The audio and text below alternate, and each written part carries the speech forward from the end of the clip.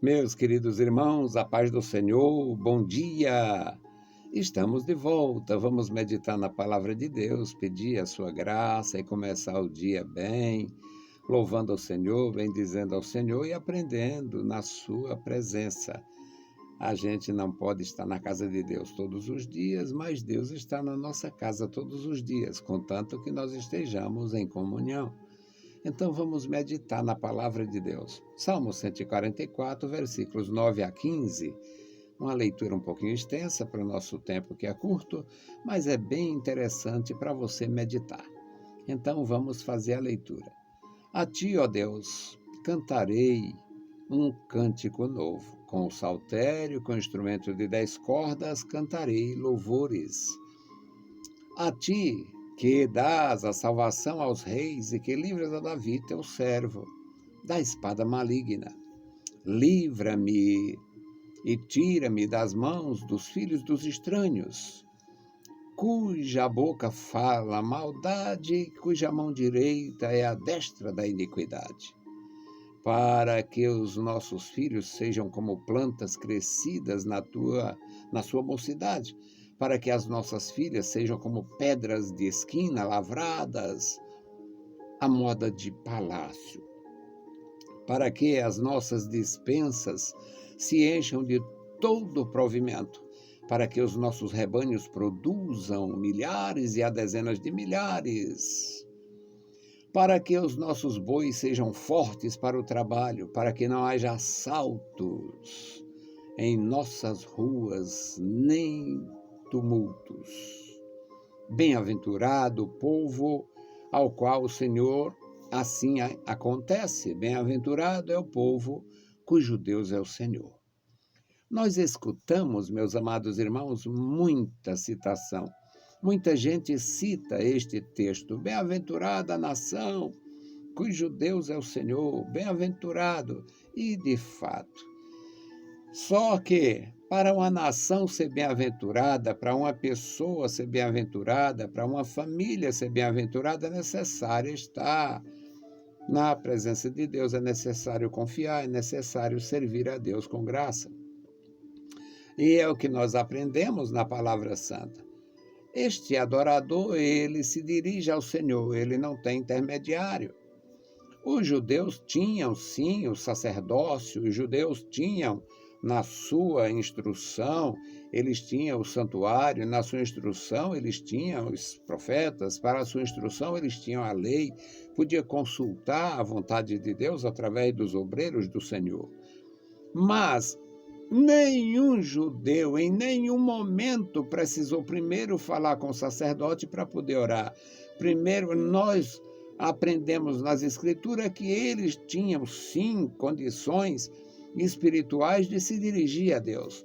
Agora, vai levar um sacrifício, uma oferta pacífica, um holocausto, uma oferta voluntária.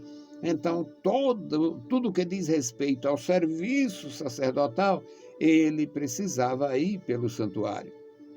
Mas a adoração, ele fazia onde ele estivesse no campo, onde ele estivesse em casa, no campo, viajando, onde ele estivesse, ele tinha, sim, condições, ensinamento e graça para se dirigir a Deus. E o salmista se dirige: a ti, ó Deus, cantarei um cântico novo, com saltério, com instrumento de 10 cordas, cantarei louvores a ti. A ti que dá a salvação aos reis, a ti que livras a Davi, teu servo, da espada maligna. Uma experiência pessoal. Davi teve gravíssimos problemas, enfrentou grandes dificuldades e tal, e teve como inimigo ninguém menos, ninguém mais do que o próprio rei. Não que o Davi tivesse feito maldade ou malícia, mas porque o Davi tinha uma história extraordinária no exército, uma história extraordinária no palácio, uma história extraordinária na sua vida e também uma história extraordinária em relação ao sacerdote. A unção que Deus fez através de Samuel separando Davi, ungindo Davi para reinar no futuro, quando ele foi ungido ainda adolescente, aquilo tornou-se conhecido de todo mundo. Todo mundo sabia, o filho do Saul sabia, e tinha, o mais interessante é que ele tinha certeza, era propósito divino. Meu pai não era rei, meu avô não foi rei, e eu não vou reinar. Quem vai reinar depois do meu pai, quem vai reinar é o Davi. O Jonatas sabia disto. Também era outro fator que o Saul se aborrecia, porque o Jonatas sabia disto, e um dia ele descompôs o próprio filho e disse: seu filho desta, filho daquela, você não sabe que este sujeito vai tomar o teu lugar? O rei não tinha humildade, mas o príncipe tinha e sabia. A vontade de Deus não pode ser mudada por causa da vontade humana. Então, meus amados, era o rei, um homem que adorava a Deus e tinha consciência da grandeza do Senhor, da bondade do Senhor. E ele diz: a ti cantarei um cântico novo, a ti cantarei pelas vitórias, a ti cantarei pelo livramento, tu me livrou da espada maligna. Ele podia ter em mente, sim, não só as espadas dos filisteus, a espada dos outros inimigos, mas sim a espada de Saul, que tentou algumas vezes tirar a vida dele. Aqui ele diz, meus amados, no versículo 11, ele diz: tu me livraste da mão dos estranhos, da mão dos filhos dos estranhos. Era uma forma de se referir aos mercenários, aos estranhos, pessoas que tinham horror a ele. Entre os filisteus, o rei de Gate queria matar o Davi, muitos quiseram tirar a vida do Davi. Aí ele está sempre louvando a Deus: tu me deste graça, tu me livraste da mão destes homens, da espada destes homens, homens que falam maldades, a boca está cheia de maldade, a mão direita está cheia de iniquidade. E ele diz: a ti louvarei, para que os nossos filhos, é a ti que recorremos, para que os nossos filhos sejam como plantas crescidas na sua mocidade, filhos que desenvolvem, filhos que crescem, filhos que prometem, filhos que ajudam os pais, filhos que garantem a sucessão familiar, patriarcal. Aqui era a grandeza do seu pensamento.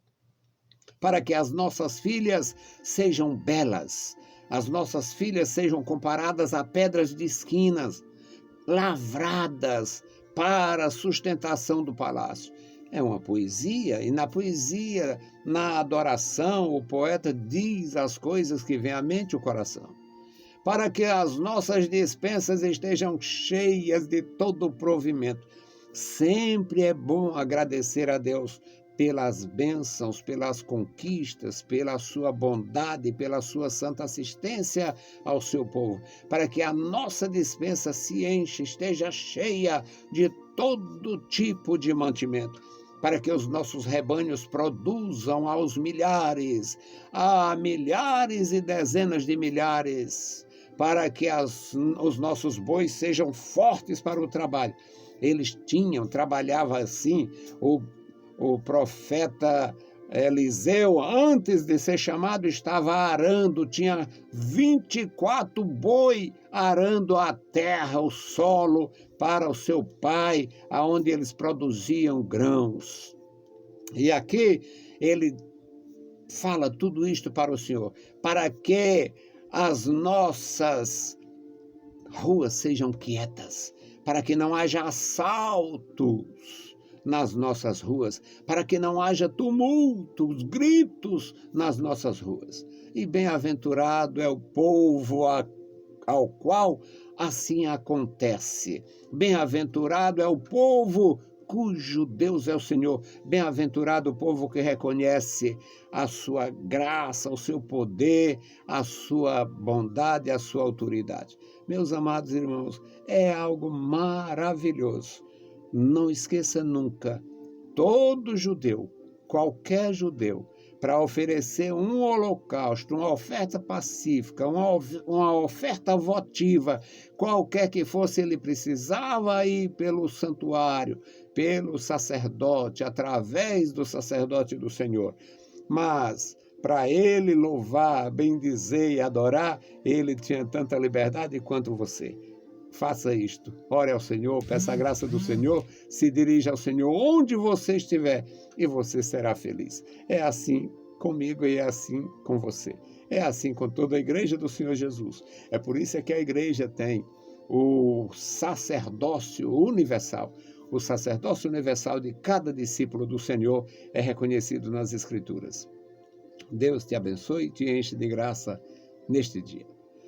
Bendito Deus, Pai querido, Senhor da glória, nós estamos em Tua presença. Obrigado, meu Senhor. Obrigado pela Tua bondade, obrigado pela Tua graça, obrigado pelos meus irmãos. Dá a Tua proteção, livra, ajuda, sustenta, manifesta o Teu poder na vida da igreja. Amado Pai, nos dá mais e mais da Tua proteção. Nos encha de graça a cada dia. Em nome de Jesus te pedimos. Amém. Meus queridos irmãos, a paz do Senhor e bom dia!